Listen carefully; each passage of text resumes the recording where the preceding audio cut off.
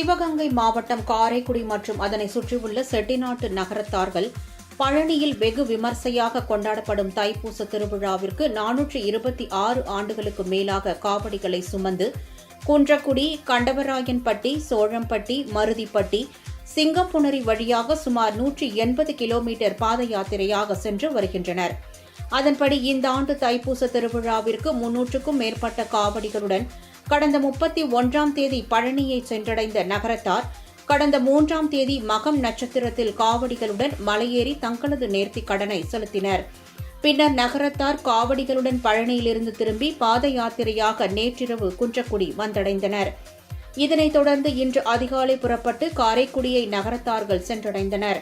அங்கு அவர்களுக்கு சிறப்பு வரவேற்பு அளிக்கப்பட்டது.